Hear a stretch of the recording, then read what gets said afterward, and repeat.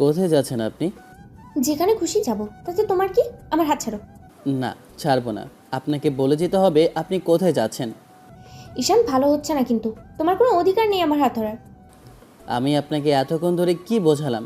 আপনাকে এত করে বলার পরেও কি আপনি বুঝতে পারছেন না আমার অধিকার আছে কি না? কোন অধিকারে তুমি আমার হাত ধরেছো বলো? আমি আপনার স্বামী, সেটা কি ভুলে গেলেন? আপনি বিয়েটা মানেন কিংবা না মানেন, আমরা দুজন স্বামী স্ত্রী।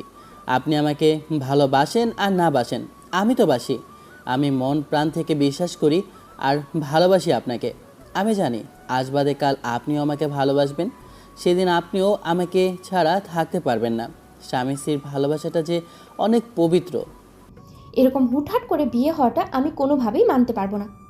ছাড়ো আমাকে। আর কখনো আমার সামনে আসবে না। এই বিয়ে আমি মানবো না। 6 মাস পরেই আমাদের ডিভোর্স হবে। এসব আপনি রাগের মাথায় বলছেন, একটু ঠান্ডা মাথায় ভাবুন, দেখবেন বুঝতে পারবেন। আচ্ছা ঠিক আছে, আপনাকে আমার সাথে যেতে হবে না, কিন্তু একটা কথা, এইসব বিষয় নিয়ে রাগারাগি কিংবা জেদ করে কোনো সিদ্ধান্ত নেবেন না। একটু রাগ জেদ কমিয়ে ভেবে দেখুন। আর সম্পর্কটা নষ্ট হলেও আপনি আমি কেউ ভালো থাকবো না। দুই পরিবারের মানুষগুলো যখন জানতে পারবে আমাদের বিয়ে হয়েছিল, তখন ওরা অনেক কষ্ট পাবে। কষ্ট তো আমার হচ্ছেই, যে তোমার মতো একটা জুনিয়র ছেলেকে আমার বিয়ে করতে হলো। কি কুক্ষণে যে তুমি আমাকে বাঁচাতে এসেছিলে। সেদিন যদি ওই নদীতে আমি ডুবে মারা যেতাম তাহলে। চুপ, একদম চুপ। আর একটা বাজে কথা বলবেন না। আপনার সাথে আমার ভাগ্যটা লেখা ছিল, তাই আপনার সাথে আমার বিয়ে হয়েছে। ঈশানের খুব বিরক্তি লাগছে ম্যাডামকে বোঝাতে না পেরে। আপনারা কি ভাবছেন এখানে কি হচ্ছে সেটা খুব তাড়াতাড়ি বুঝতে পারবেন। যাই হোক, দুজনের কথা কাটাকাটির এক পর্যায়ে ভদ্রমহিলা জোর করে ঈশানের থেকে হাতটা ছাড়িয়ে নিয়ে চলে গেল। ঈশান কিছুক্ষণ মেয়েটার যাবার দিকে তাকিয়ে রইল। বিরক্তিতে নাক মুখ কুঁচকে আসলো ছেলেটার। ঈশান পকেট থেকে ফোনটা বের করলো। তারপর শুভকে কল দিতেই ওপাশ থেকে রিসিভ করে ছেলেটা বলতে আরম্ভ করলো। কিরে, কোথায় আছিস? তুই নাকি কয়েকদিন আগে মেহেদিকে কল করেছিলি। বারবার করে তোকে কল করেও পাচ্ছি না। এতবার করে তোর খোঁজ খবর নেওয়ার চেষ্টা করছি, মাঝখানে ফোনটা বন্ধ পর্যন্ত দেখিয়েছে। কী সমস্যা? কি তোর ফোন বন্ধ করে রেখেছিস কেন? আর ম্যাডাম কোথায়? তুই ম্যাডামের সাথে কোথায় পালিয়ে গেলি? সে অনেক কাহিনী, মেহেদিকে কিছুটা বলেছি, ওর থেকে শুনে নিস। আর যদি সেটা বিশ্বাস না হয় বিকেলে আসিস, তোদের সাথে কথা আছে আমার। এখন যদি চুপ করে থাকি তাহলে হয়তো সেটা আমার জীবনের সবচেয়ে বড় অন্যায় হবে। ঈশান বন্ধুকে কথাগুলো বলেই বাসায় চলে আসে। তারপর কলিং বেল দিতেই বোনটা দরজা খুলে দিয়ে ওকে দেখেই জড়িয়ে ধরল। ঈশানও পাগলি বোনটার কপালে চুমু খেয়ে তারপর ফ্রেশ হবে বলে উপরে চলে গেল। সারাটা দিন আর বাসা থেকে বের হয়নি। কাল রাত থেকে ঘুমোতে পারেনি ছেলেটা, তাই সকালবেলা এসে খেয়ে দিয়ে একটা ঘুম দিয়েছে। বিকেলের দিকে ঘুম ভাঙতেই দুপুরের খাবারটা বিকেলে খেয়ে তারপর বন্ধুদের উদ্দেশ্যে চলে গেল। সবাই মিলে একটা ট্যুরের উদ্দেশ্যে বেরিয়েছিল কয়েকদিন আগেই। কলেজ থেকে ট্যুরের ব্যবস্থা করা হয়েছিল, কিন্তু মাঝপথেই ওদের আলাদা হয়ে যেতে হলো। সব মিলিয়ে একটা অস্বস্তিকর আর অপ্রত্যাশিত ঘটনা ঘটেছে, যার জন্য ঈশানকে আর ওরই কলেজের আগুন সুন্দরী সেই নামিরা ম্যাডাম বন্ধুদের থেকে আর কলেজের অন্য সব স্টুডেন্টদের আর শিক্ষকদের থেকে আলাদা হয়ে যেতে হয়েছিল। সেটা সামনে জানতে পারবেন।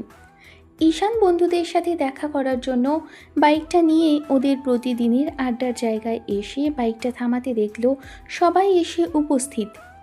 ঈশান ওদের সামনে এসে বাইকটা থামালো, চাবিটা পকেটে রেখে সবার কাছে এসে পাশে বসলো। সকলেই ছেলেটার দিকে আগ্রহসূচক দৃষ্টি নিয়ে প্রশ্ন করল। কি হয়েছে বলতো? তোকে সেই কবে থেকে কল কিংবা মেসেজ করে পাচ্ছি না। আমরা চলে এসেছি দুদিন আগে, তোদের এত সমস্যা হলো কি করে? তোরা জানিস স্যার ম্যাডাম আর সবাই মিলে আমরা তোদেরকে কত খুঁজেছি। খুঁজে কী লাভ হবে? তাছাড়া তোরা আমাদের পাবি বা কোথায়? আমরা ওই এলাকাতেই ছিলাম না, অনেক বড় একটা ঝামেলায় পড়ে গিয়েছিলাম, যার জন্য আমাদেরকে এক প্রকার পালিয়ে বাঁচতে হয়েছে। সেখান থেকে সেদিনই ওই মুহূর্তেই আমরা একটি গ্রামে চলে গিয়েছিলাম। আর সেখান থেকেই ঘটেছে যত বিপত্তি। কী করব কী হবে সেটা নিয়ে এখন মাথাটা কাজ করছে না। তোদেরকে এসব বলার জন্যই ডাকলাম আজকে। তো কি হয়েছে সেটা চুপ করে না থেকে সরাসরি বল। তোর শোনার জন্য আমরা সবাই মুখেই আছে, আর না শোনা পর্যন্ত শান্তি হবে না। এখন আপনাদেরও তো জানতে ইচ্ছে করছে, সেটা আমরা খুব ভালো করেই জানি, আর জানানোর জন্যই আমরা আছি। ঈশান সেই প্রথম থেকেই বলতে লাগলো। এখন আপনাদের বোঝার সুবিধার ক্ষেত্রে বাকিটাও বলতে হয়। যেহেতু আপনারা আগে অনেক গল্পেই শুনেছেন আর জেনেছেন জুনিয়র স্টুডেন্ট কলেজের ম্যাডামের প্রেমে পড়লে বিষয়টা আর পরিস্থিতিটা ঠিক কেমন হয় সেটা আগে থেকেই অন্য সব গল্পের ধারণা পেয়েছেন, তাই এই গল্পে আর তেমন করে এই বিষয় নিয়ে ডিটেলসে কিছু বলছি না। যাই হোক, নামিরা ম্যাডাম কলেজে চাকরিতে যেদিন প্রথম জয়েন করেছিল সেদিনই ঈশানের সাথে ওনার দেখা হয়। ম্যাডামের সাথে দেখা হওয়ার পর সেদিন ঈশান ভেবেছিল মেয়েটা কলেজেরই কোনো নতুন স্টুডেন্ট হবে। সেটা ভেবেই ছেলেটা একদম ফিদা হয়ে গেছিল, কারণ মেয়েটাকে দেখার মতোই সুন্দরী ছিল, আর সব মিলিয়ে যেন একদম অপসরী ছিল। যে কোনো ছেলে রাতের ঘুম হারাম করে দেওয়ার পক্ষে যথেষ্ট মায়াবী মেয়েটা। তাই তো ঈশানও তেমন করেই নামিরার মায়ায় পড়ে গেছিল, কিন্তু কে জানতো এই মায়াটাই যেন ওর জন্য ঝামেলার কারণ হয়ে দাঁড়াবে। সেদিন থেকে ঈশান ম্যাডামের প্রেমে পড়ে হাবুডুবু খাচ্ছিল। তারপর যখন ক্লাসে গেল জানতে পারল এটা ওদের নতুন ইংলিশ ম্যাডাম। এমন কিছু শোনার পর ঈশানের মাথাটা হ্যাং হয়ে গেছিল। ভাবতেও পারেনি সে কিনা যার প্রেমে পড়ল সেই কলেজের ম্যাডাম।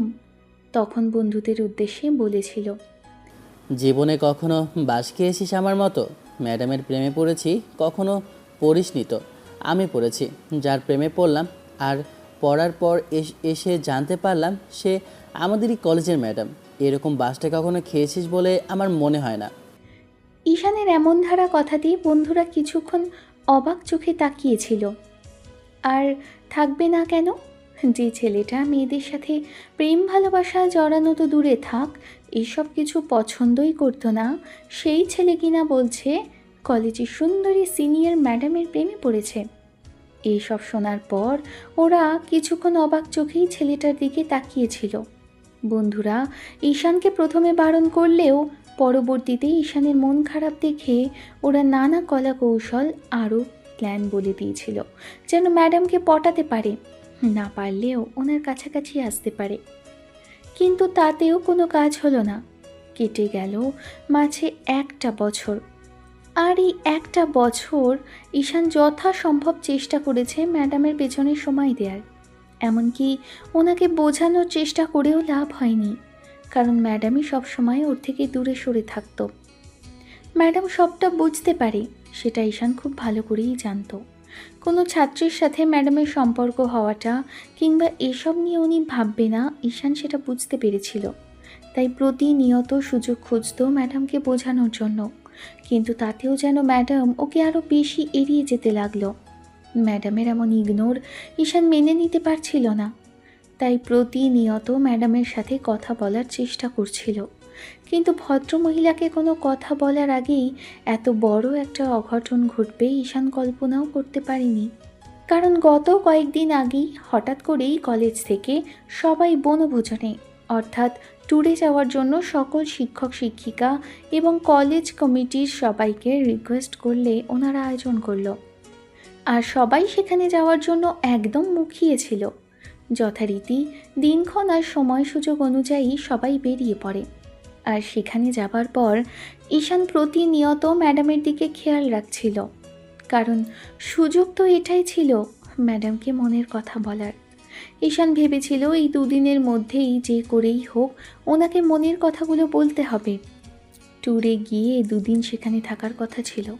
তারপর শেষ যেদিন সবাই সন্ধ্যার মুখে একটা পাহাড়ি ঝর্ণা দেখতে বেরোয়, ঠিক তখনই ঘটে বিপত্তি। কারণ হঠাৎ করেই ঈশান খেয়াল করলো নামিরা ম্যাডাম একদম বাচ্চার মতো বাচ্চা সুলভ আচরণ করতে আরম্ভ করে। পাহাড়ি নদীতে হুটহাট করে বন্যা শুরু হয়ে যায়, আর কিছুক্ষণ আগে বেশ ভালো পরিমাণে বৃষ্টিও হয়েছিল। তারপর এরকম একটা কাণ্ড ঘটবে কেউ কল্পনাও করতে পারেনি। ম্যাডাম বাচ্চাদের মতো পানি নিয়ে খেলতে আরম্ভ করে, যার জন্য ঈশান ওনার পেছন পেছন থেকে নজরে রাখছিল, কিন্তু ভাবেনি কখনো এরকম একটা পরিস্থিতিতে পড়বে। ঈশান ম্যাডামের দিকে খেয়াল রাখছিল, তার মধ্যে একটা কল আসলে ছেলেটা রিসিভ করে, তারপর কথা বলতে লাগলো। লোকজনের মধ্যে থেকে একটু দূরে যেতেই ঠিক তখনই খেয়াল করে সবাই এদিক থেকে সরে গেছে, কিন্তু ম্যাডামের এইসব বিষয় কোনো খেয়ালই নেই। উনি নিজের মতো করে পানি দিয়ে আগের মতোই খেলছে, আর কখন যে একদম নদীর অনেকটা গভীরে চলে এসেছে সেটা খেয়ালও করেনি। তারপরই ঘটে বিপত্তি। হুটহাট করে পা হড়কে ম্যাডাম নদীতে পড়ে যায়। এমন কিছু দেখে ঈশান একদম হতভম্ব হয়ে যায়। ভদ্রমহিলাদের সাঁতার জানে না সেটা ঈশান দেখেই বুঝতে পেরেছে। ওনার এরকম খাবি খাওয়া দেখে তাড়াহুড়ো করে এসে দৌড়ে যখনই পানিতে ঝাঁপ দেয়, ঠিক তখনই নিজেরও মনে হয় যে নিজেও খুব ভালো একটা সাঁতার জানে না। ঈশান কোনো রকমে ভদ্রমহিলাকে জড়িয়ে টড়িয়ে ধরে পাড়ে নিয়ে আসে, কিন্তু ততক্ষণে চারিদিকে অন্ধকার হয়ে গেছে আর নদীর স্রোতে ভেসে দুজনে অনেকটা দূরে চলে এসেছে, যার কারণে এলাকাটা তেমন করে চিনতে পারল না ছেলেটা। কোনো রকমে ভদ্রমহিলাকে নিয়ে পাড়ে উঠল, কিন্তু ততক্ষণে নামিরা ম্যাডাম সেন্সলেস হয়ে গেছে। ঈশান এবার বেশ খানিকটা ভরকে যায়। তাড়াহুড়ো করে ম্যাডামের হাত পা ডলতে লাগলো। তারপর জ্ঞান ফেরানোর অনেকবার চেষ্টা করেও কাজ হয়নি। এবার মনে হলো পেটে চাপ দিয়ে পানি বের করলে হয়তো জ্ঞান ফিরতে পারে, সেটা করেও লাভ হলো না। ম্যাডাম নিঃশ্বাস নিচ্ছে না, তাই উপায় না পেয়ে ভদ্রমহিলার ঠোঁটের সাথে ঠোঁট লাগিয়ে নিঃশ্বাস দেওয়ার চেষ্টা করলো ছেলেটা, আর সেটাই যেন ঘটে বিপত্তি। ভদ্রমহিলার হঠাৎই জ্ঞান ফিরতেই ছেলেটাকে এমন একটা অবস্থাতে দেখে নামিরা কান্না জুড়ে দেয় আর বলতে আরম্ভ করে, তুমি আমার সরলতার সুযোগ নিলে, তাই না? আমি এমন করে এখানে এসেছি আর তুমি আমাকে বাঁচানোর জন্য নামে এরকম কাজ করলে? এই তোমার পারিবারিক শিক্ষা? একজন ম্যাডামের সাথে এরকম বিহেভ তুমি করতে পারলে কি করে? আমি তো তোমাকে ভালো ছেলে ভাবতাম, আর তুমি কি না।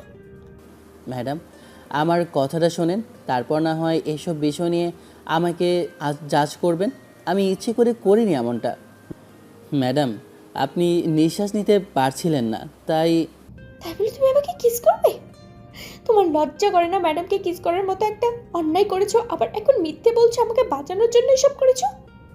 আমি ছেলেদের চিনি, সব ছেলেরাই এক, মেয়েদের সাথে এরকম নাটক করে আর তাদের কাছে আসার চেষ্টা করে। তুমিও তাই করলে, আমি সেটা খুব ভালো করেই বুঝতে পেরেছি।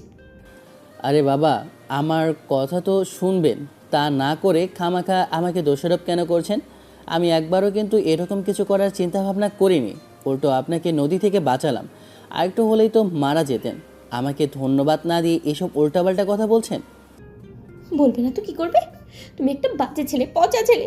তুমি আমাকে কিস করো, তোমার সাহস কি করে হয়? আমি তোমাকে ঈশান বারবার চেষ্টা করেও যখন ম্যাডামের কথা থামাতে পারল না, ওনার এসব কথা বলার মাঝেই জোরে সোরেই একটা ধমক দিয়ে বলতে লাগলো, চুপ, একদম চুপ।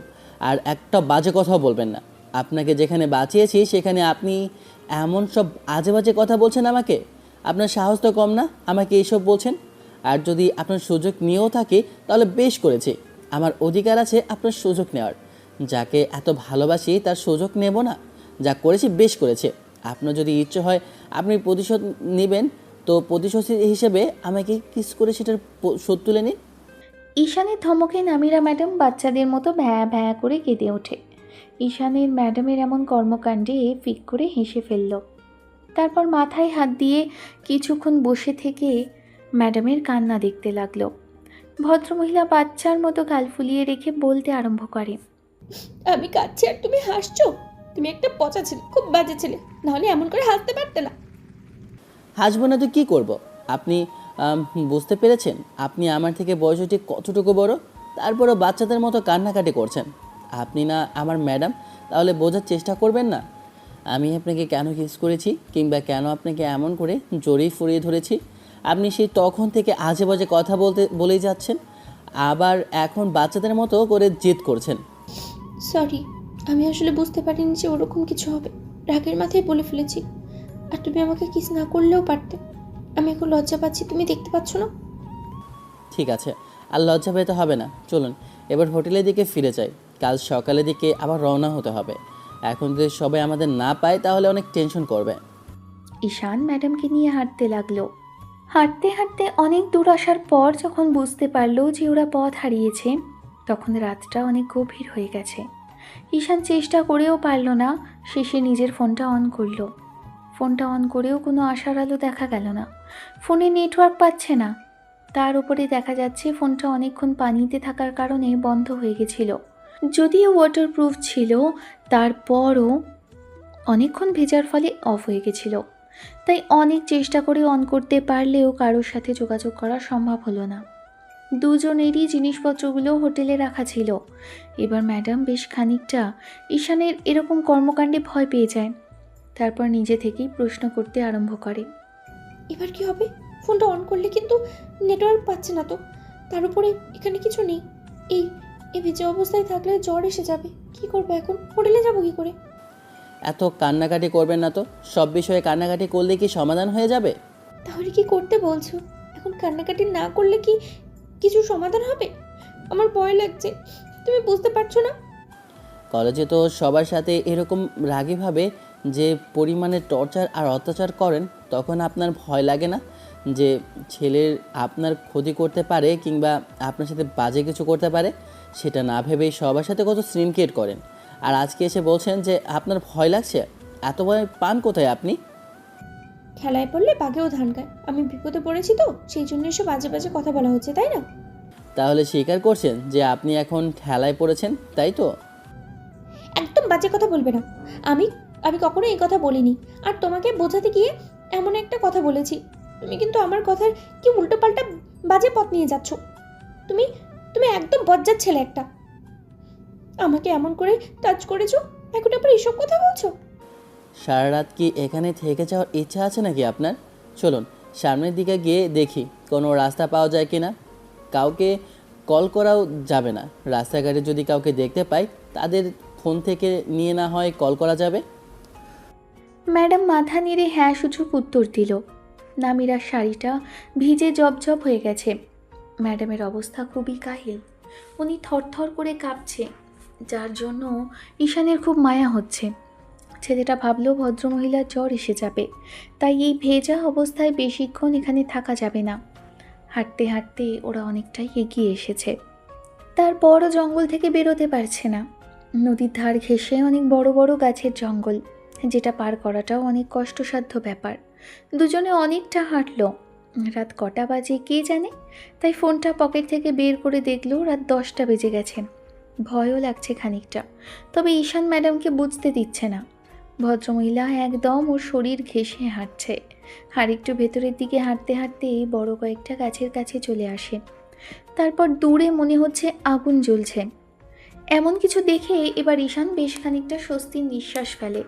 ভাবলেও লোকালয়ে চলে এসেছে, এখান থেকে হয়তো কিছু একটা করা যাবে। এইসব ভাবাটাও আরেকটা ভুল ছিল, সেটা কে জানতো। ওরা এগিয়ে এসে দেখতে লাগলো আগুনটা সামনে একটা বুড়ো মতো লোক বসে আছে। চুলদাড়িগুলো অনেক বড়, লাল ধরনের ধুতি আর কী সব বস্ত্র পরিধান করে আছে। দেখে মনে হচ্ছে সাধু সন্ন্যাসী কেউ হবে। লোকটার সামনে যেগুলো রাখা সেগুলো দেখেই ম্যাডাম অনেকটা ভয় পেয়ে গেল। তান্ত্রিক মতো লোকটার সামনেই একটা মানুষের কঙ্কাল আর মাথার খুলি রাখা, আরও কী সব জিনিসপত্র দেখা যাচ্ছে। লোকটা বারবার আগুনের উপর কি যেন আহুতি দিচ্ছে আর কী সব মন্ত্র পড়ছে।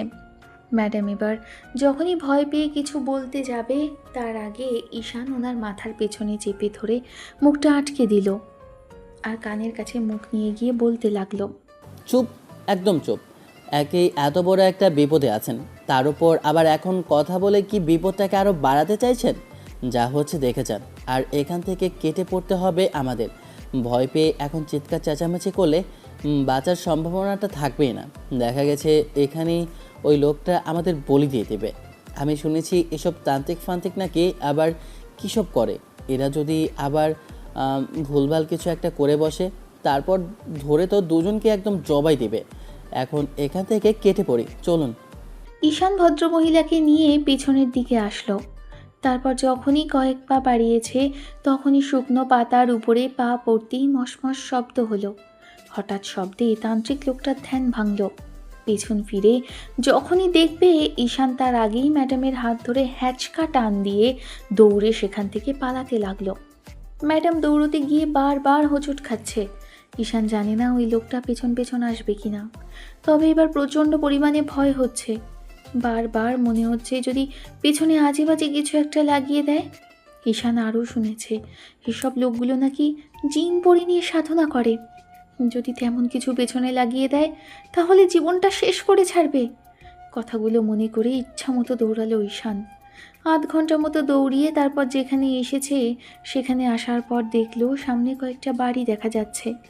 ঈশান ম্যাডামের হাত ধরে তাড়াহুড়ো করে একটা বাসার সামনে আসে। তারপর একটা বাসার দরজায় টোকা দিল। কয়েকবার টোকা দিতেই কয়েকজন লোক বেরিয়ে আসলো। তারপর দুজনকে দাঁড়িয়ে থাকতে দেখে কিছু বলতে যাবে তখন ঈশান নিজেই বলতে লাগলো, আমাদেরকে দয়া করে একটু আশ্রয় দিন। আমরা অনেক বিপদে পড়ে এখানে এসেছি। আমরা বুঝতেও পারিনি যে আজকে এরকম একটা বাজে পরিস্থিতির মুখে পড়ব। এবার লোকগুলো কেমন করে যেন ওদের দিকে চাইলো। ঠিক তখনই নামিরা ম্যাডাম এগিয়ে আসলো।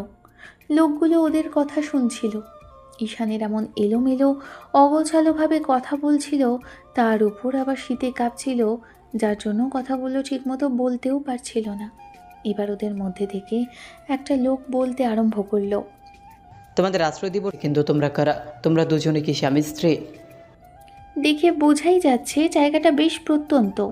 তার উপর আবার কি না কি ভাবে সেটা ভেবেই ঈশান এবার যখনই বলতে যাবে ওরা হাজব্যান্ড ওয়াইফ, তার আগেই ম্যাডাম যেটা বলল সেটার জন্য ঈশান প্রস্তুত ছিল না। কারণ ভদ্রমহিলা বলে বসলো, না, আমরা হাজব্যান্ড ওয়াইফ না।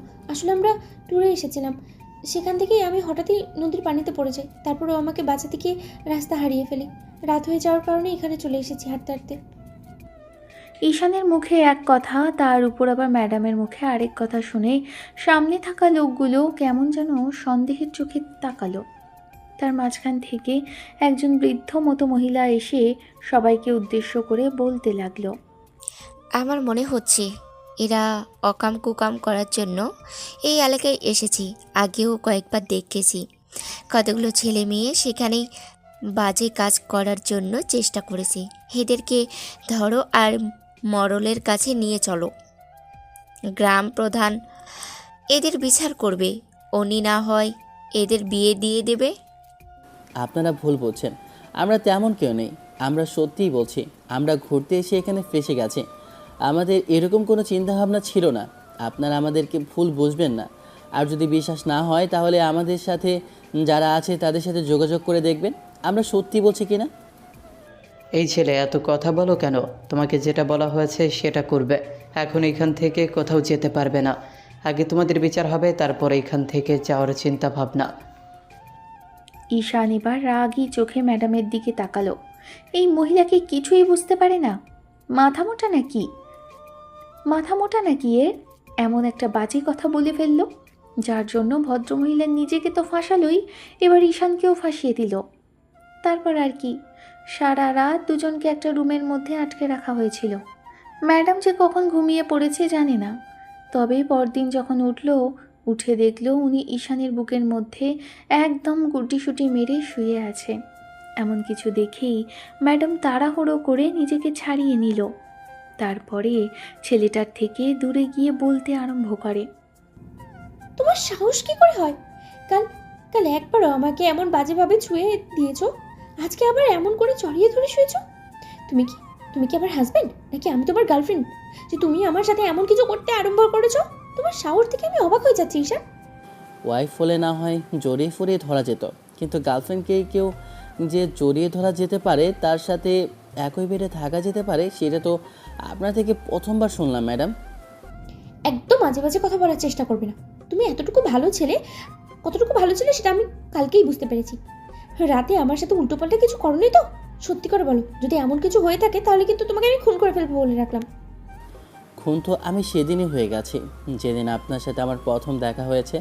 সেদিন থেকেই আপনার প্রেমে একদম খুন হয়ে গেছি। আপনাকে বোঝাতে পারছি না যে আপনাকে ছাড়া অন্য কিছু ভাবা আমার পক্ষে সম্ভব না। একদম বাজে বাজে কথা বলবে না।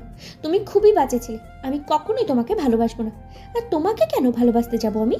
তুমি একটা পচা ছেলে, খুব বাজে ছেলে, যে আমার অনুমতি ছাড়াই আমাকে টাচ করেছো, আজকে আবার জড়িয়ে ধরেছো। তুমি আমার সাথে সুযোগ নেওয়ার চেষ্টা করছো। আমি জানতাম পৃথিবীর সব পুরুষরাই এক, তুমিও তেমনই কেউ, তাই আমাকে এমন করে জোর জবরদস্তি করছো। আমি তোমাকে দেখে নেব, একবার আমাকে যেতে দাও, তারপর দেখো তোমার কি হাল করি। ম্যাডাম কথাটা বলেই ফ্যাস ফ্যাস করে কাঁদতে লাগলো। এর মাঝে দরজা খোলার শব্দ হলো। তখন ঈশান ম্যাডামকে উদ্দেশ্য করে বলতে লাগলো, একই আপনার জন্য এত বড় একটা বিপদে পড়তে হয়েছে, তার উপর আবার ন্যাকা কান্না করা হচ্ছে। আর আপনি কালকে এমন করে সবার সামনে বললেন কেন? সবার কাছে স্বামী স্ত্রীর পরিচয়টা দিলে কি হতো? খুব বেশি বিপদে পড়তে হতো না জানি, এখন ধরে জোর করে বিয়েটিয়ে না দিয়ে দেয়। সব আপনার জন্য হয়েছে, এখন আপনি আমাকে দোষ দিতে পারবেন না। সব আপনার এরকম পাকনামির ফলে হয়েছে। আপনি কেন বলতে গেলেন আমরা হাজব্যান্ড ওয়াইফ না? সামান্য একটা মিথ্যে কথা বললেই বেঁচে যেতাম। এখন আপনি নিজে তো ফেঁসেছেন, আবার আমাকে ফাঁসিয়ে দিয়েছেন। ম্যাডাম কিছু বলতে যাবে তার আগেই দুইজন এসে ওদের জোর করে বাইরে নিয়ে আসলো। বাইরে বেরিয়ে দেখলো উঠোন ভর্তি লোকজন। কালকে রাতে যে বাড়িগুলো দেখেছিল সেগুলো কেমন মাচার উপর, আশেপাশে অনেক ঘন জঙ্গল দিয়ে ভর্তি। কিছু লোকজন সেখানেই বসবাস করে। দুজনের বিচার বসলো। সেই গ্রামের কালচারের মতো একই কাজ হলো। সবাই ওদের দোষারোপ করলো, ওরা নাকি বাজে কাজ করার জন্য এই এলাকাতে এসেছিল। তারপর ধরা খেয়েছে আর হাজারটা বাজে কথা বলতে লাগলো। ঈশান কাউকে বোঝাতেই পারল না। শেষে দুজন পুরুষ এসে ঈশানকে ধরে রাখলো। ম্যাডামের মনে কে জানে মায়া হলো কিনা, তবে উনি এসে ঈশানকে ছাড়িয়ে দিয়ে বলতে লাগলো, আপনারা ভুল করছেন, ও আমার হাজব্যান্ড। ওর সাথে আমি একটু রাগারাগি হয়েছিল, সেই জন্য রাগ করে বলে ফেলেছিলাম আমরা হাজব্যান্ড ওয়াইফ না। আসলে আমরা ঘুরতে এসে এমন একটা বিপদে পড়ে গেছি। আপনারা আমাদের ছেড়ে দিন, অন্যায় করছেন আমাদের সাথে। আমরা হাজব্যান্ড ওয়াইফ হওয়া সত্ত্বেও আমাদেরকে এমন করে বেঁধে রেখেছেন। কালকে রাতে সাহায্যের জন্য আপনাদের কাছে এসেছিলাম, আর আপনারা আজকে আমাদেরকে আটকে রেখেছেন। সবাই আবারও সন্দেহের চোখে তাকালো। ঈশানের এবার কপাল চাপড়াতে ইচ্ছে করছে। এই মেয়ের মাথায় কিছুই কি নেই? এই মহিলা কলেজের ম্যাডাম হলো কি করে সেটাই মনে হতে লাগলো। একই আজে বাজে কথা বলে যাচ্ছে, তার উপর আবার কালকে থেকে একটার পর একটা গন্ডগোল পাকিয়ে চলেছে। এবার মোড়ল টাইপের লোকটা সবাইকে উদ্দেশ্য করে বলতে আরম্ভ করলো, এই মেয়ে আবার কি বলছে? কাল তোরা বললি অবিবাহিত দুইজন ছেলে মেয়েকে একসাথে ধরেছিস, ওরা নাকি আজে বাজে কাজ করার চেষ্টা করছিল। এখন আবার এসে বলছে এরা বিবাহিত। এদের কথা কোনটা বিশ্বাস করবো আর কোনটা মিথ্যে আমি তো কিছুই বুঝতে পারছি না। কি হয়েছে সত্যি করে বলো তো।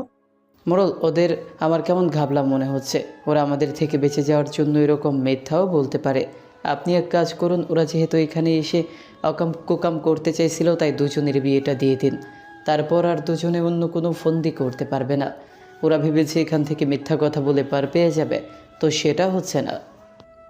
অনেক আকুতি মিনতি করার পরও দুজনের কেউ ছাড়া পেল না। অনেক চেষ্টা করেও কাজ হলো না। শেষে বারবার দুজনকে জোর করা হলো ধর্ম বিষয়ে বলতে। আর এদেরকে দেখে বোঝা গেল ওরা অন্য ধর্মের, হিন্দু কিংবা বৌদ্ধ নয়, ওদের নিজস্ব ধর্ম আছে। আবার এরা যে পাহাড়ি আদিবাসী সেটা দেখেও বোঝা গেল। ওরা কোথা থেকে যেন একজন মুসলমান টাইপের হুজুর টাইপের লোককে ডেকে আনলো। তারপর দুজনের ধর্ম মোতাবেক বিয়ে হলো। এমন করে দুজনের বিয়েটা হওয়াতে নামিরা ঈশানের উপর রাগ দেখাতে লাগলো।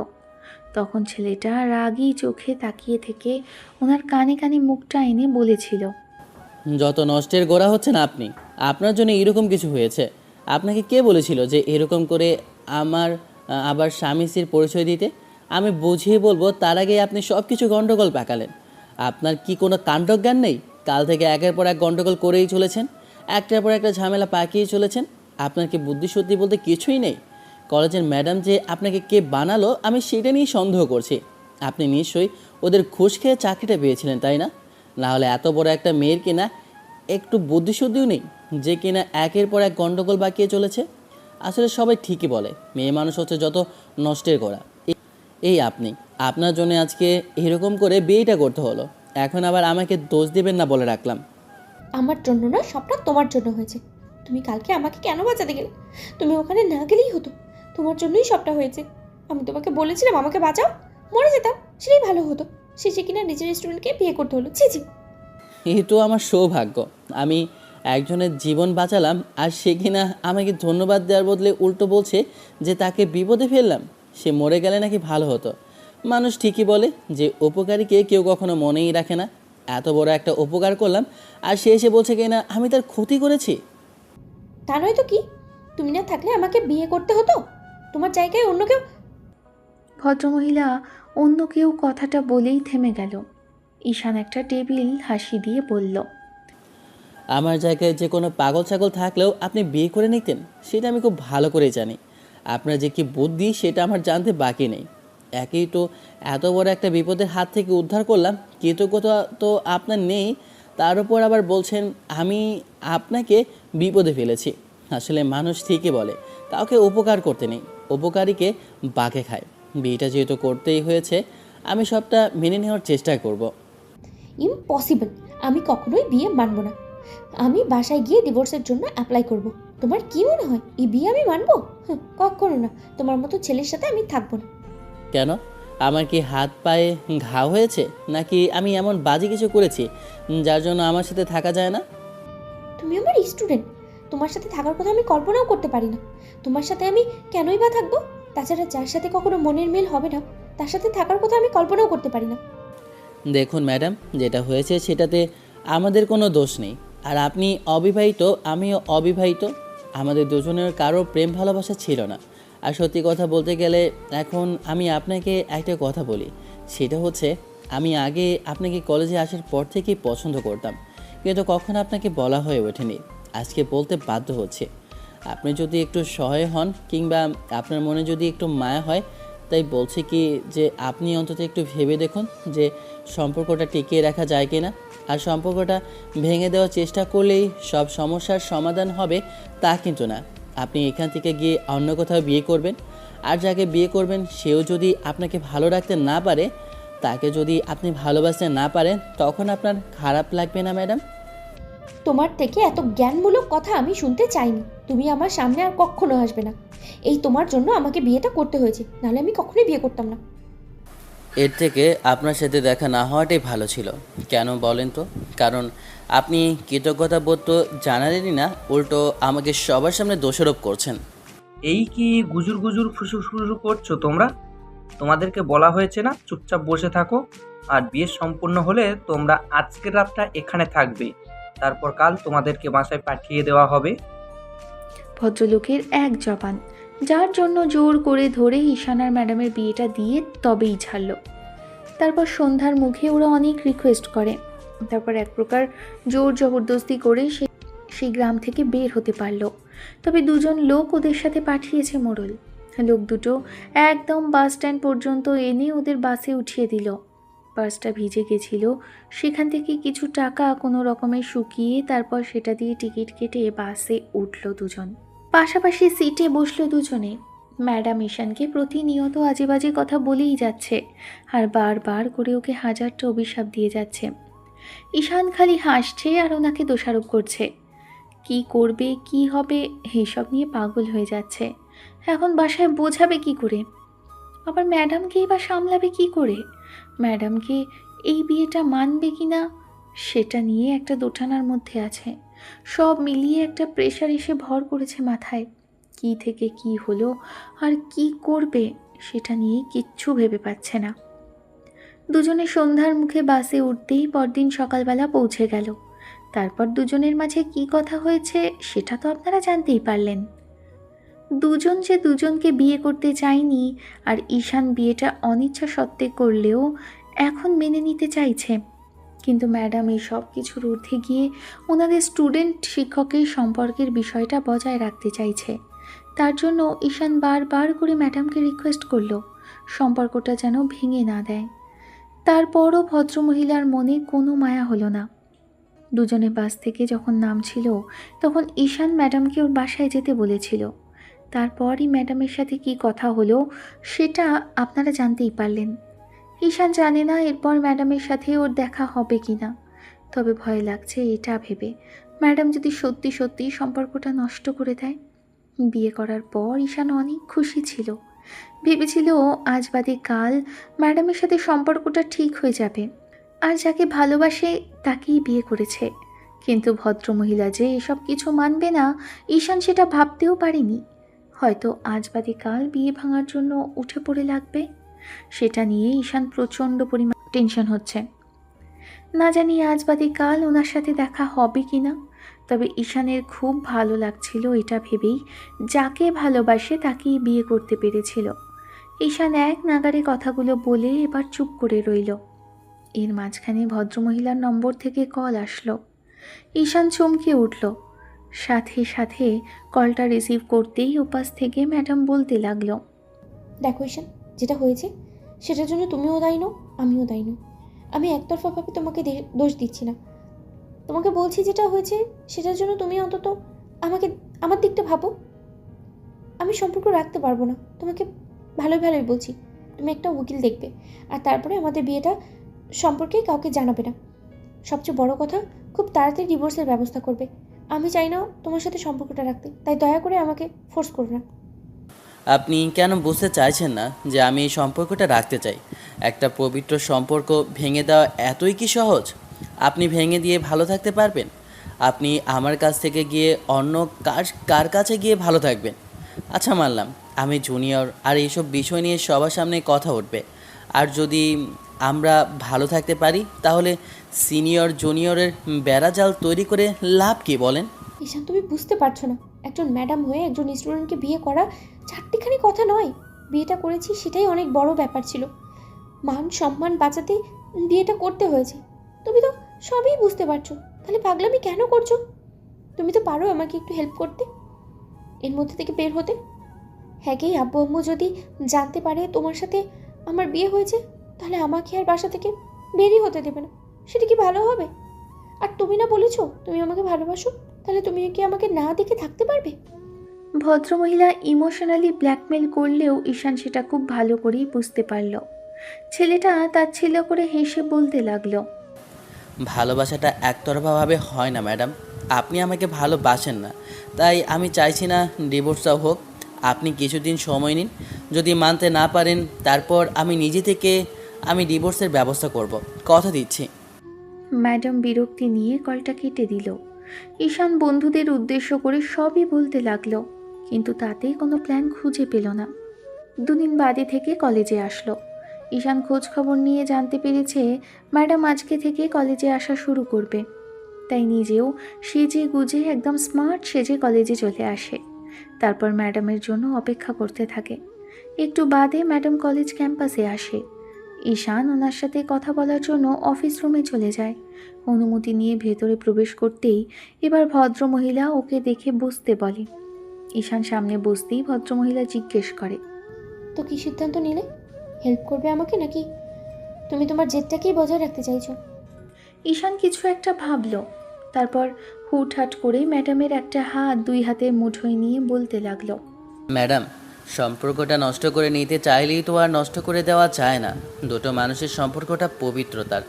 সম্পর্ক নষ্ট করাটা জায়েজ হলেও সেটা আল্লাহ পাক পছন্দ করেন না। তিনি জায়েজ কাজটাকে সবচেয়ে বেশি অপছন্দ করে। তাই দয়া করে একটু ভেবে দেখুন। আমি বলছি, আপনি আমার সাথে থাকতে না পারেন, আপনি আমাকে হাজব্যান্ড হিসেবে মানতে না পারেন, তারপরেও কয়েকটা দিন সময় দিন। আমি প্রমাণ করে দিব আপনি আমাকে বিয়ে করে ভুল করেননি, আর যাকে বিয়ে করেছেন সে আপনার অযোগ্য নয়। হ্যাঁ, এটা ঠিক। আমি আপনার থেকে বয়সে জুনিয়র, কিন্তু এগুলো কি জীবনে ভালো থাকার মূল মন্ত্র? ভালো তো মানুষের তার সাথেই থাকতে পারে যাকে মানুষ ভালোবাসতে পারে। আপনিও চেষ্টা করেন। আমি যতদূর পর্যন্ত জানি আপনার কোনো সম্পর্ক নেই, তাহলে আপনি কেন আমাকে ভালোবাসতে পারবেন না? আমি সেটাই বুঝতে পারছি না। দয়া করে একটু ট্রাই করে দেখুন ম্যাডাম। ম্যাডাম বিরক্তিতে নাক মুখ কুঁচকে নিয়ে ছেলেটার থেকে হাতটা ছাড়িয়ে নিয়ে বলতে লাগলো, তোমাকে বোঝানোটাই আমার ভুল হয়েছে। তোমাকে এতবার করে বলেছি আমার পক্ষে সম্ভব না তোমার সাথে সম্পর্ক রাখা। এসব বাইরে জানাজানি হলে অনেক বড় ঝামেলায় পড়তে হবে। আমার আব্বু আম্মু জানতে পারলে আমাকে বাসা থেকে বের করে দিবে। এই চাকরিটা আমার স্বপ্নে। তুমি কেন বুঝতে চাইছো না যে আমি এই চাকরিটা ছাড়তে পারবো না? সবাই আমাকে ছিছি করবে। আমি নিজের স্টুডেন্টকে বিয়ে করেছি, বারবার করে বলা সত্ত্বেও তুমি এইটুকু বুঝতে পারছো না? তোমাকে এতবার করে কেন বোঝাতে হবে? তুমি কি একটা বাচ্চা ছেলে যে আমার মুখের কথা তোমার বিশ্বাস হচ্ছে না? তোমার জন্য আমার সিদ্ধান্ত বিয়ের একদিন পরেও যেমন ছিল, বিয়ের ঠিক 6 মাস পরেও ঠিক তাই থাকবে। আবার 6 বছর পরেও তাই থাকবে। তুমি যদি জোর করে ডিভোর্স না দিতে চাও তাহলে আমার কিছুই করার নেই। ডিভোর্স পেপারে আমি সাইন করে দেবো, তাতে তুমি করলে কি আর না করলে কি আমার কিচ্ছু যায় আসে না। ঈশান ম্যাডামের কথাতে রাগ করেই এক প্রকার বেরিয়ে গেল। এমন করে একটা মাস ছেলেটা ম্যাডামকে বোঝানোর চেষ্টা করলো, কিন্তু তাতেই তেমন কাজ হলো না। শেষে ঈশান মনের দিক থেকে ভেঙে পড়েছে। গত এক সপ্তাহ যাবৎ ছেলেটা আর কলেজে আসছে না, ম্যাডামকেও আর ডিস্টার্ব করছে না। বারবার করে ম্যাডামের মনে পড়ছে ছেলেটা কোথায় গেল, কিন্তু বলতেও পারছে না। কেন জানি নামিরার চোখ জোড়া একজনকে বারবার খুঁজে চলছে, আর ততবার মনে হচ্ছে যে ছেলেটা কোথায় গেল আর কোথায় আছে। যাই হোক, 7 দিন পরে যখন ঈশান কলেজে আসলো, তখন বন্ধুরা ওকে এই অবস্থায় দেখে একটা জায়গায় ডেকে নিল। সবাই মিলে জিজ্ঞেস করতেই ঈশান তখন ওদের সবাইকে ম্যাডামের বিষয়টা বললে ওরাও কিছুক্ষণ চুপ করে থেকেছে। তারপর ঈশানের বন্ধু শুভ বলতে আরম্ভ করে, তোকে আগেই বলেছিলাম জোর করে কিছু একটা করার চেষ্টা কর। তাছাড়া ম্যাডাম এখন তোর স্ত্রী, তুই চাইলেও ওনার সাথে যা ইচ্ছা তাই করতে পারিস, উনি তোকে আটকাতে পারবে না। তুই আমার কথা শুনলি না, এখন পস্তাতে হচ্ছে। দেখ, জোর জবরদস্তি করে হলেও নিজের ভালোবাসাটাকে আদায় করে নিতে শেখ। উনি হয়তো তোকে কাছে আসতে দিবে না, কিন্তু তোর জোর করে আসা ওনার কাছে আসতে হবে। আর এইসব প্রেম ভালোবাসার ক্ষেত্রে মানুষকে অনেক সময় অনেক কিছু জোর করে করতে হয়, যেটা তুই করতে পারছিস না। তাই আমি তোকে বলছি, একটু ট্রাই করে দেখ, দেখবি ঠিকই পারবি। তাছাড়া ম্যাডামের মনটার ভিতর থেকে অনেক নরম, প্রথমে হয়তো তোকে বারণ করবে, কিন্তু তোর স্পর্শে দেখবি একদম একটা সময় তোকে ভালোবাসতে বাধ্য হবে। তোর স্পর্শগুলো ওনাকে মনে করাবে যে এটা ওনার স্বামীর স্পর্শ, তারপর থেকেই তোকে ভালোবাসতে আরম্ভ করবে। ঈশান ভাবলো আজকে একটু তেমন করে ট্রাই করে দেখা যাক।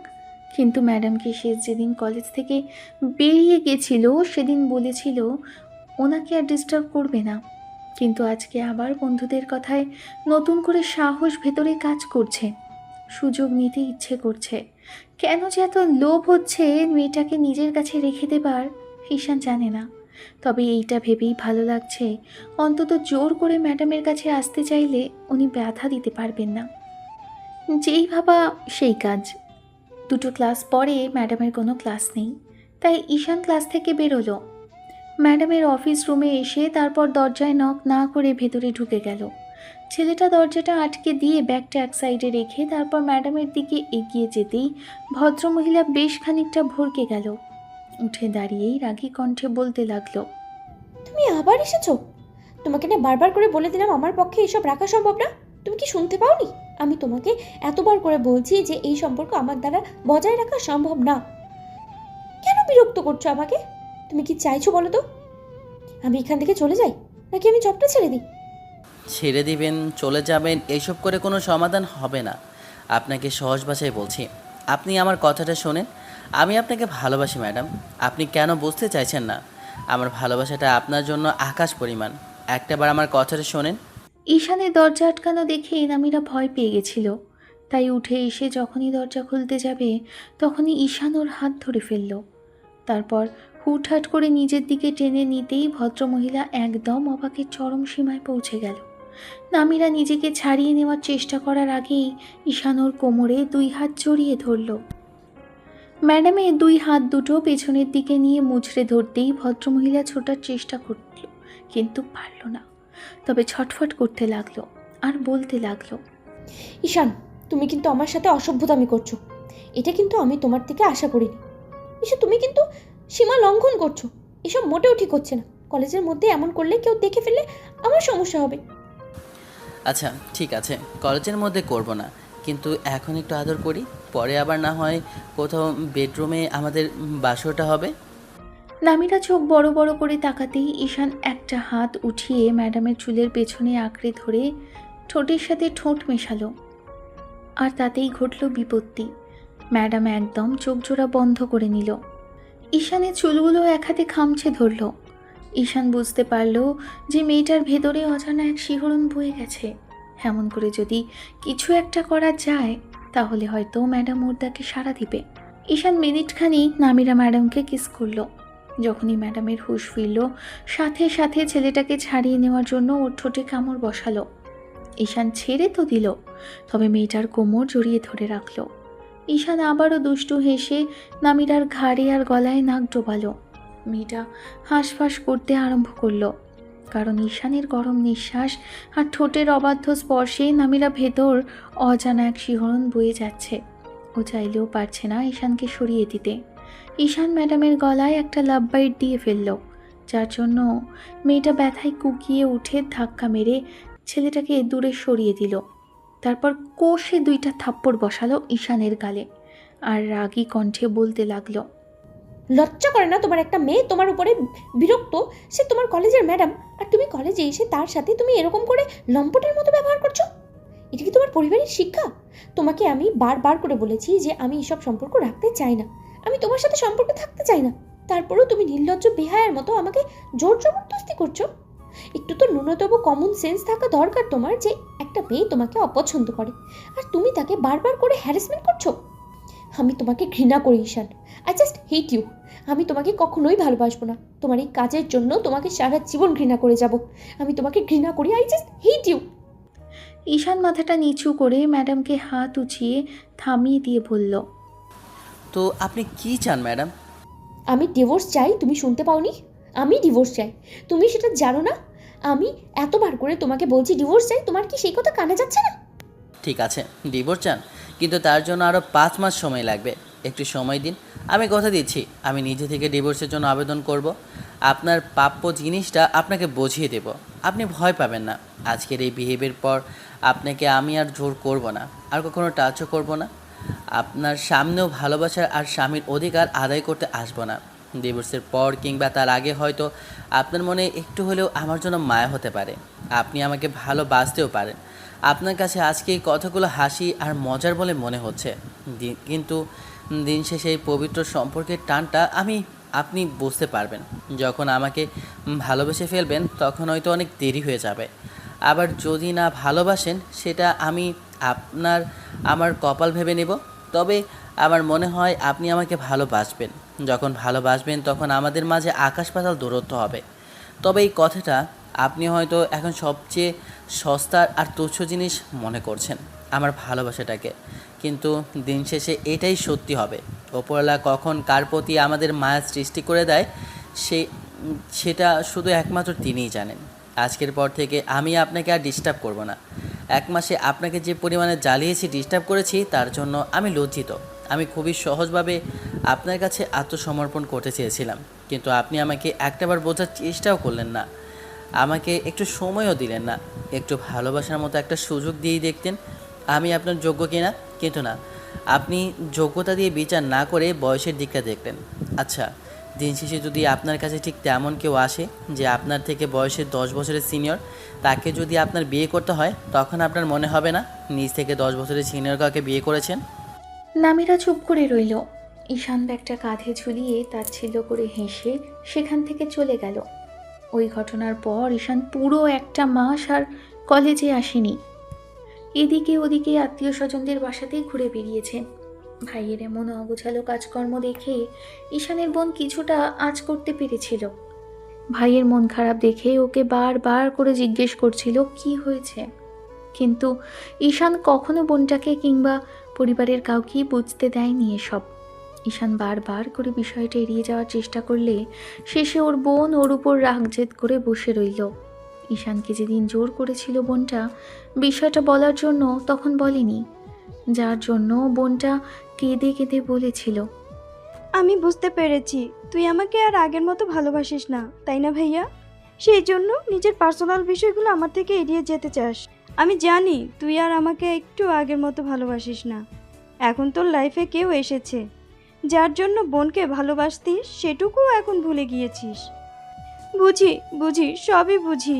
আমি যেই দিন বিয়ে করে এখান থেকে চলে যাব, সেই দিন দেখবি তুইও আমাকে অনেক মিস করবি, আর তখন আমার কথাগুলো মনে হবে। কলিজার টুকরা বোনটাকে জড়িয়ে ধরে ঈশান মাথায় চুমু দিয়েছিল। তারপর এক হাতে জড়িয়ে ধরে মাথায় আদর করে দিয়ে বলেছিল ওর লাইফের চরম বাস্তবতার কথা।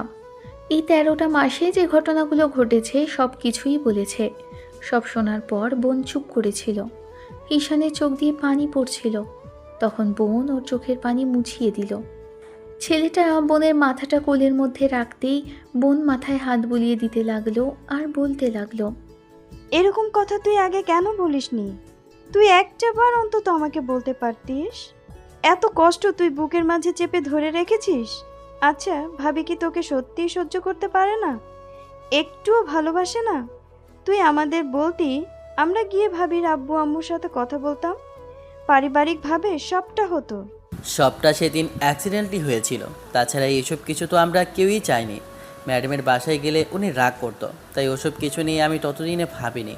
তারপর যতক্ষণে ভেবেছি ততক্ষণে আমাদের বিয়েটা হয়ে গেছে, তাই ভেবেছিলাম সবটা মেনে নেওয়ার চেষ্টা করব। আমি নিজেও জানতাম এই সম্পর্ক হওয়া ঠিক ছিল না, আর উনি আমাকে যে মানতে পারবে না সেটা আমিও খুব ভালো করেই জানতাম। কিন্তু কে জানতো উনি এত রেগে যাবে। বিয়ের পর থেকে আর আজকে যে ঘটনা ঘটেছে তারপর আমি সিদ্ধান্ত নিয়ে ফেলেছি, যেহেতু উনি আমার সাথে থাকতে চায় না সেহেতু আমি আর ওনাকে জোর করব না। সম্পর্কটা ভেঙে দিবে বললেই কি ভেঙে দেওয়া যায় আব্বু? একটা সম্পর্ক করতে যতদিন সময় লাগে তার থেকে 1000 গুণ বেশি সময় লাগে মানুষকে ভালোবাসতে। আর তুমি যেভাবে মেয়েটাকে ভালোবাসছো তাতে এখন ভুলে যেতে চাইলে কি ভুলে যেতে পারবে ওকে? নামিরা তোমার ওয়াইফ, তাই নিজের অধিকার নিজের ভালোবাসা দিয়ে ওকে আগলে নেওয়ার চেষ্টা করো। আম্মুর কথার শব্দ পেয়ে ঈশান তাড়াহুড়ো করে উঠে বসলো। আম্মু দরজা দিয়ে ঢুকছে আর কথাগুলো বলছে। আম্মু যে ওদের সব কথা শুনে ফেলেছেন ঈশান ভাবতেও পারেনি। এখন আম্মুকে কি বোঝাবে? আব্বুকে যদি এই বিষয়টা বলে দেয় তাহলে রাগের মাথায় ভদ্রলোক কি থেকে কি করবে জানে না। তবে যে সম্পর্কটা টিকবে না সেটা নিয়ে ঈশান কি করবে? আম্মু এসে পাশে বসতেই ঈশান আম্মুকে জড়িয়ে ধরল। ভদ্রমহিলা ছেলের মাথায় হাত বোলাতে লাগলো। কিন্তু তোমার বৌমা আমাকে ভালোবাসে না আম্মু, উনি এসব বিষয় মানবে না। উনি অন্য কারোর সাথে নিজের জীবন জড়িয়ে নেবে। আমি জুনিয়র বলে আমার ভালোবাসাটার মূল্য ওনার কাছে নেই।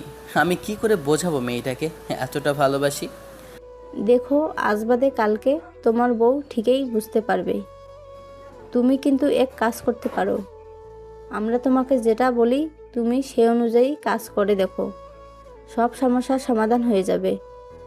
মেয়ে মানুষ তো, আজকে যে বলছে তোমাকে ভালোবাসে না, কাল সে নিজের স্বামীকে অন্য কারোর সাথে দেখে এসব কিছু সহ্য করতে পারবে না। প্রথম প্রথম এরকম একটু আটটু হয়।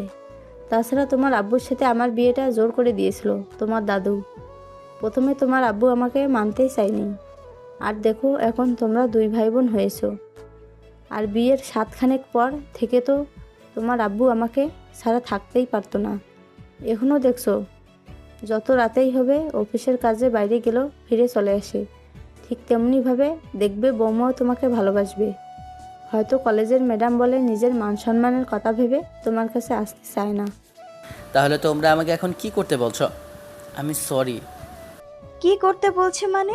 আম্মু তোমাকে প্রেম করতে বলছে অন্য মেয়েদের সাথে? প্রেম ভালোবাসার অভিনয় করতে হবে তোমাকে। আমার ভাই কি দেখতে সুন্দর নয়? নাকি যে কোনো মেয়েকে প্রপোজ করলেই সে মেয়ে আমার ভাইয়ের প্রেমে হাবুডুবু খাবে? এই সাধারণ বিষয়টা নিয়ে এত ভয় পাওয়ার কি আছে? আমরা শিখিয়ে দেব, আমরা তোমার বন্ধুদেরও বলে দেব কোথায় কি করতে হবে। দেখবে ওরা সবটা বুঝে যাবে। তুমি একটা গাধা, তাই বুঝতে পারছো না? ঈশান ভাবতে লাগলো এখন মেয়ে কোথায় পাবে প্রেম ভালোবাসার অভিনয় করার জন্য। তাছাড়া ওর যে মেয়ে বান্ধবীগুলো ছিল তাদের সাথে অনেক আগেই কথা বলা বাদ দিয়ে দিয়েছে। অনার্সে ওঠার পর থেকে অধিকাংশেরই বিয়ে হয়ে গেছে বলে তেমন করে কলেজেও আসে না। এসব বিষয় নিয়ে ঈশান 2-3 দিন ভাবল। তারপর 1 মাস 2-3 দিনের মাথায় কলেজে আসলো। বন্ধুরা ওকে অনেক বকাঝকা করলেও কলেজে আসে না দেখে। ঈশান বন্ধুদের সবটা বলল। আম্মু আর বোন যেসব করতে বলেছে সেটা ওদের বলতেই ওরাও একই কথাই বলল।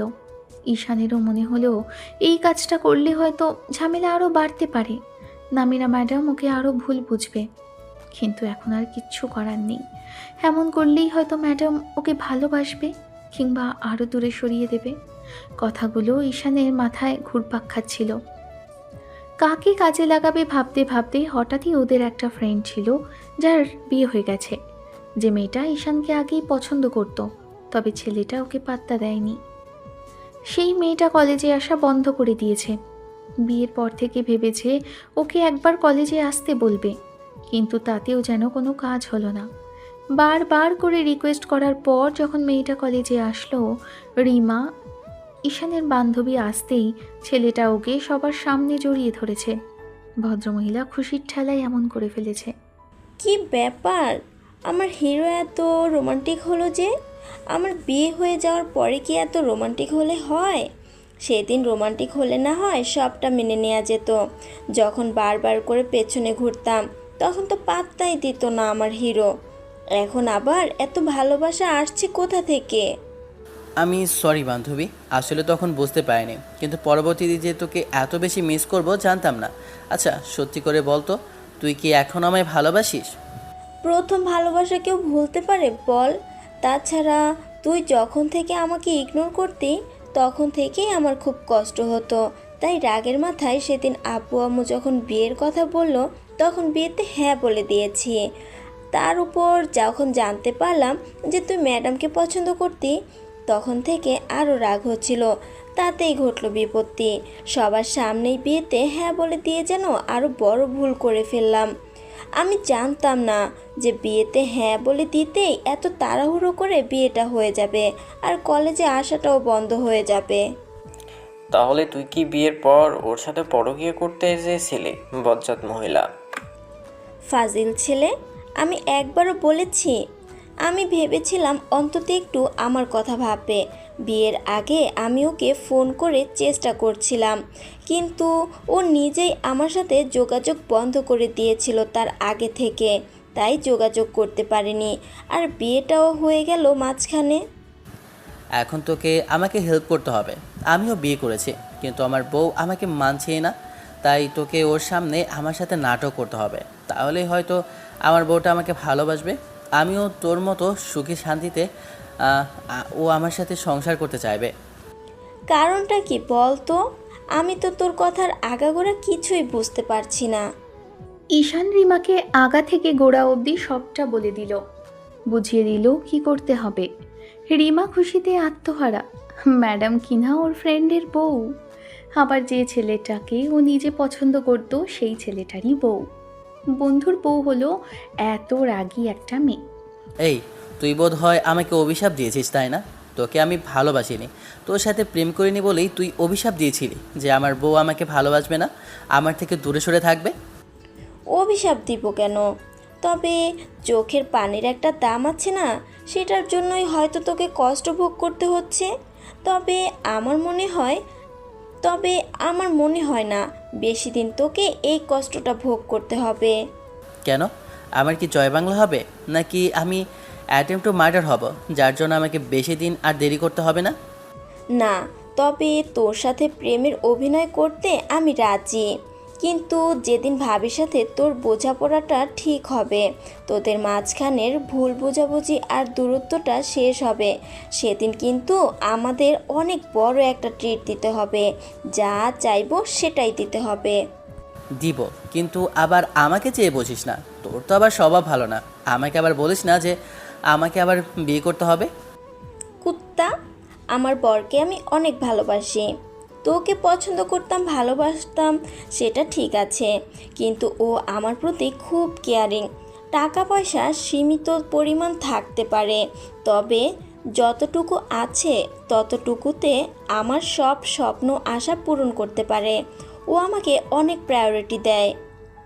তাই তোকে নিয়ে এসব ভাবা এখন আর আমার পক্ষে সম্ভবই না। ঠিক আছে, কিন্তু দুলাভাই যদি এসব কিছু জানতে পারে তাহলে রাগ করবে না? লে হালুয়া, তুই কি এখন সারা দুনিয়ার মানুষকে জানিয়ে বেড়াবি নাকি? তাছাড়া সামনে এক্সাম, তাই রিমা আসবে এক্সামের জন্য, আর দুলাভাইকেও নিজেই বোঝাবে। কি বলিস দোস্ত? এইসব নিয়ে তোকে ভাবতে হবে না, আমি আমার হাজবেন্ডকে বুঝিয়ে নিব। ওদের বাসার সবাই অনেক ভালো।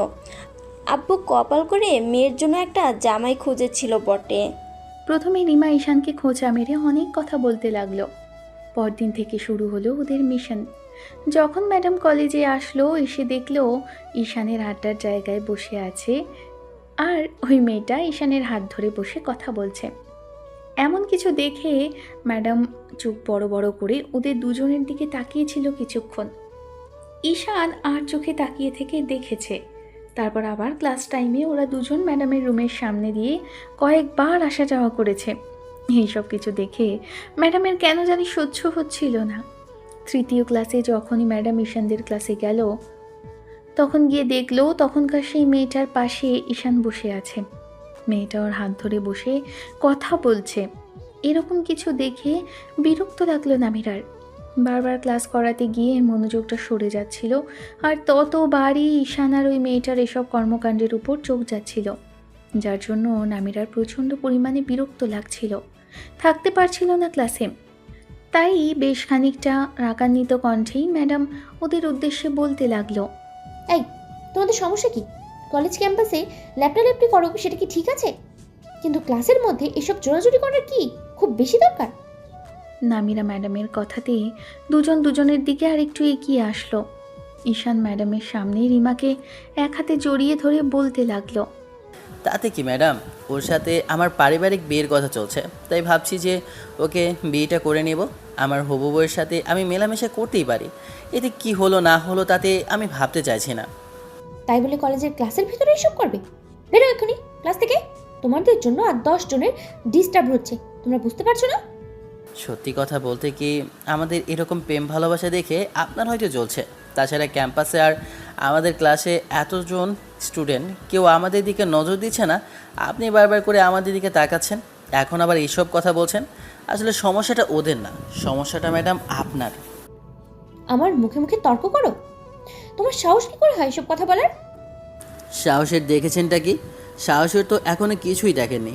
আর প্রেম ভালোবাসার মধ্যে এসব সাহস আর দুঃসাহসিকতা দেখাতেই হয়। আমরা দুজন দুজনকে ভালোবাসি আর ভবিষ্যতে বিয়ে করব, সেটার জন্য আমরা মেলামেশা করতেই পারি।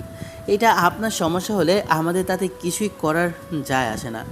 তাহলে তোমরা আমার ক্লাসগুলো করতে পারবে না, বেরো এক্ষুনি। ঈশান কিছু বলবে তার আগে রিমা যেন বিষয়টাকে আরেকটু তাতিয়ে তুলতে বলল, বেবি চলো আমরা এখান থেকে চলে যাই, ম্যাডাম আমাদের সহ্য করতে পারছে না। ওনার ক্লাসে এর পর থেকে আর আসা যাবে না, উনি এসব কিছু পছন্দ করে না, তাই এর পর থেকে ওনার ক্লাসটা আর আমরা করব না, কেমন? ঈশান একটা ডেভিল হাসি দিল। তারপর মেয়েটার হাত ধরে টানতে টানতে সেখান থেকে বেরিয়ে গেল। সবার দৃষ্টির কেন্দ্রবিন্দু করে এবার ওদের দিকে তাকিয়ে রইল। ভদ্রমহিলা আর ক্লাসে মনোযোগ দিতে পারল না। এবার ঈশানের এরকম কর্মকাণ্ডের জন্য কিছুক্ষণ রাগী চোখে তাকিয়ে থেকে তারপর ক্লাসটা কোনো রকমে আরেকটু নিয়ে সেখান থেকে চলে যায়। তারপর সারাটা দিন এসব বিষয় নিয়ে ভেবেছে। পরের দিন বিষয়টা যেন আরেকটু ঝামেলায় পরিণত হলো। কারণ ঈশান যখন ক্যাম্পাসে ঢুকলো তখন নামিরার মনে হল, কারণ ঈশান যখন কলেজে ক্যাম্পাসে ঢুকলো ঠিক তখনই নামিরার মনে হলো ঈশানকে সেই মেয়েটা, অর্থাৎ কালকে যে মেয়েটা ওকে জড়িয়ে ধরে রেখেছিল, আজকেও সেই মেয়েটা বাইকের পেছনে বসে জড়িয়ে ধরে এসেছে। এমন কিছু দেখে নামিরার মাথাটা হ্যাং হওয়ার উপক্রম। কি ছেলে রে বাবা, আজকে এই মেয়ের সাথে ঘোরাঘুরি করছে, কালই না ওকে ভালোবাসার কথা বলতো। তাহলে এখন আবার এই মেয়েটার মধ্যে কি এমন পেল যার জন্য ওর সাথে এরকম লেপ্টে আছে? নামিরার রাগে দুঃখে শরীরটা জ্বলছে। কোনো রকমে ক্লাসটা শেষ করলো, কিন্তু ও সেদিন ক্লাসে ঈশান আর ওই মেয়েটাকে পায়নি, যার জন্য নামিরার মাথাটা গরম হয়ে যাচ্ছিল। ক্যাম্পাস দিয়ে যখনই যাচ্ছিল তখনই দেখলো সেই গাছের নিচে, অর্থাৎ যেখানে বসে ওর আড্ডা দেয় সেখানে বসে মেয়েটার সাথে একদম জড়াজড়ি করে বসে আছে। এসব কিছু দেখে আবারও নামিরার মাথাটা গরম হয়ে গেল। মেয়েটা কিছুতেই মানতে পারছে না এইসব বিষয়। যতই দূরে থাকার চেষ্টা করছে ততই চোখের সামনে আসছে। আর এদের কি ঢলাঢলিটা ওর চোখের সামনেই করতে হবে? এইসব বিষয় নিয়ে নামিরা বারবার ভাবতে লাগলো। ভদ্রমহিলা ঈশানকে ওয়ার্নিং দিয়েছে, তাতেও কাজ হলো না। উল্টো ম্যাডামের ক্লাসটা করাই বন্ধ করে দিয়েছে।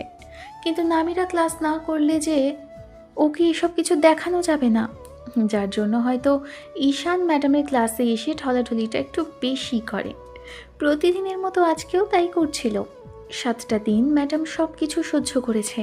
7ম দিনের মাথায় যখন নামিরা খেয়াল করলো রিমা মেয়েটার সাথে ঈশান বেশ ঠলাঠলি করে কথা বলছে, ঠিক তখনই ওদের দুজনকে উঠে দাঁড়াতে বলল।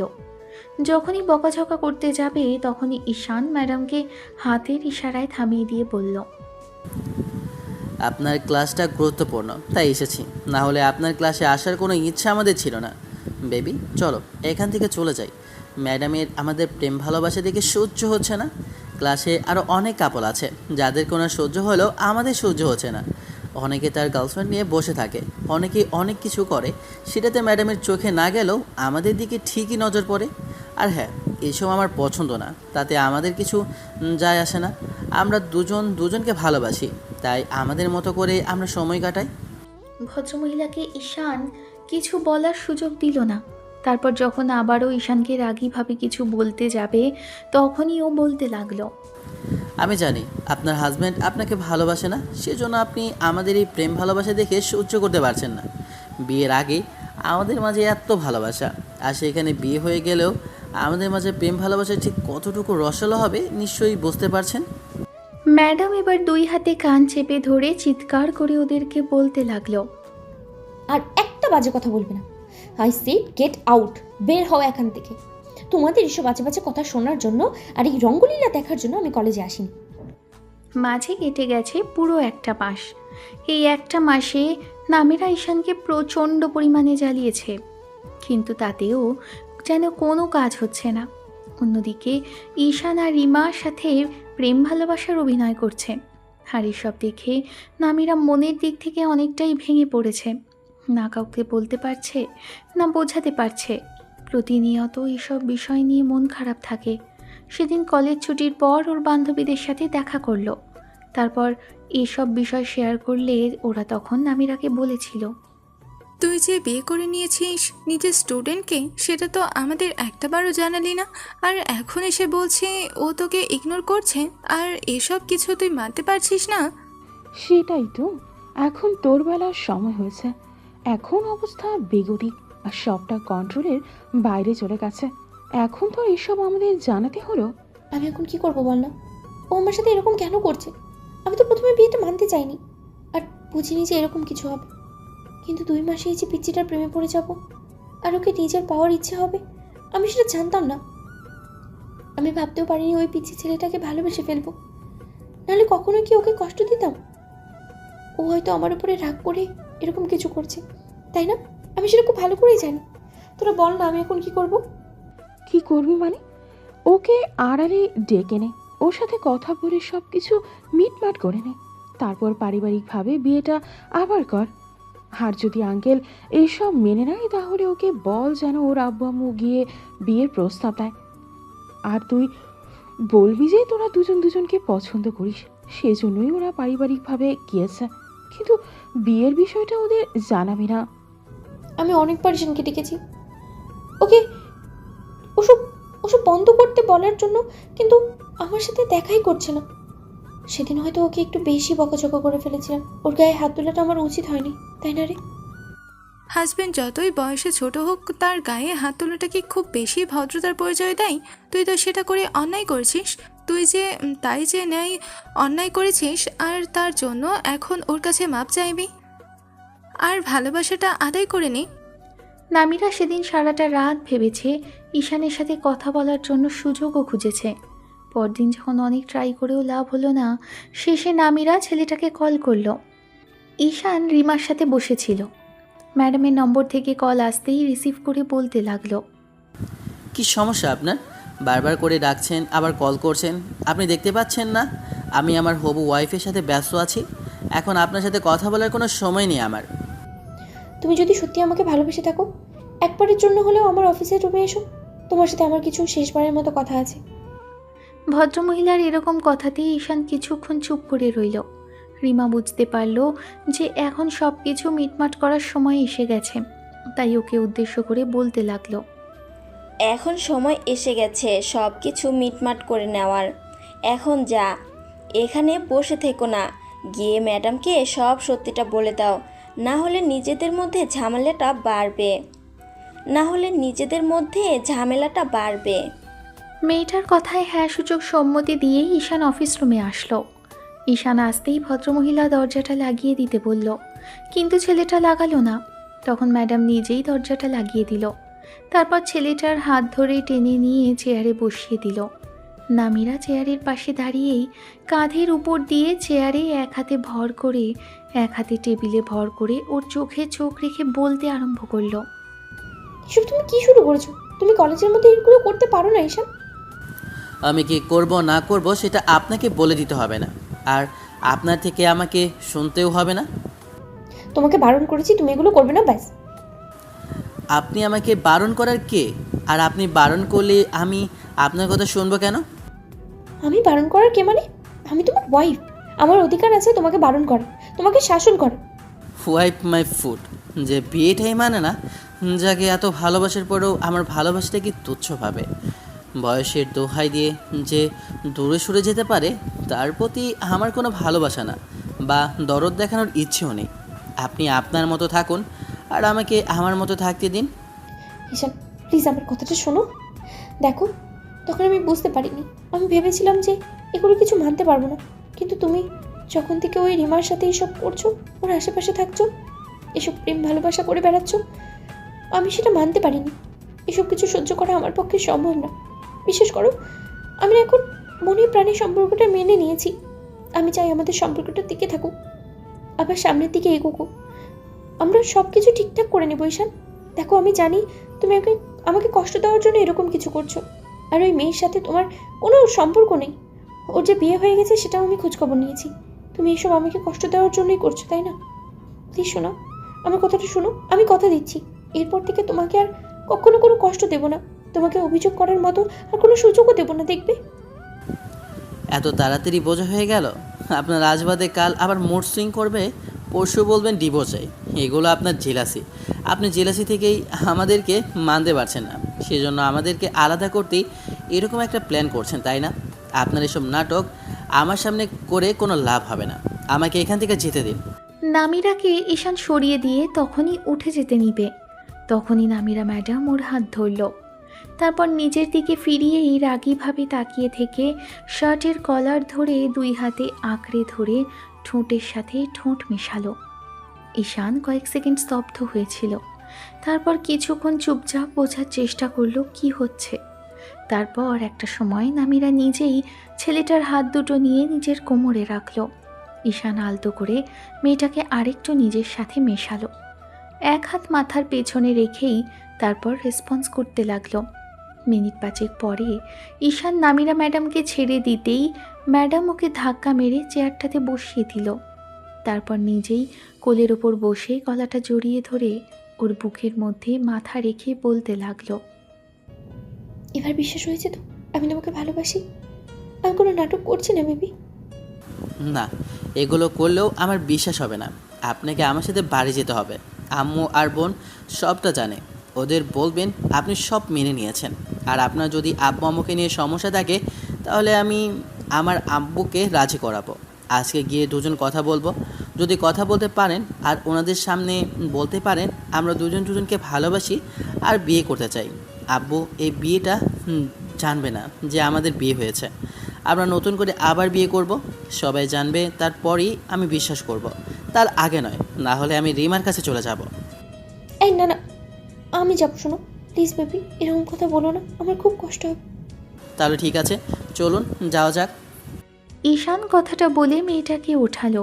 তারপরও হ্যাঁচকা টানে কোলে তুলে নিতেই নামিরা অবাক চোখে তাকালো। মেয়েটা ঈশানের বুকের মধ্যে মুখ লুকিয়ে নিল। ক্যাম্পাস ভর্তি স্টুডেন্টের সামনে ঈশান ম্যাডামকে কোলে করে নিয়েই একদম বাইরে আসলো। তারপর গাড়িতে বসিয়ে দিল। যাই হোক, এরপর কি হতে পারে আপনারা সেটা খুব ভালো করেই জানেন, আর না জানলে মনের মধ্যে সেটাকে সাজিয়ে নিন। দেখা হচ্ছে অন্য কোনো দিন অন্য কোনো গল্পে। ততদিন পর্যন্ত সুস্থ থাকবেন, ভালো থাকবেন আর আমাদের সাথেই থাকবেন। ধন্যবাদ। আল্লাহ হাফেজ।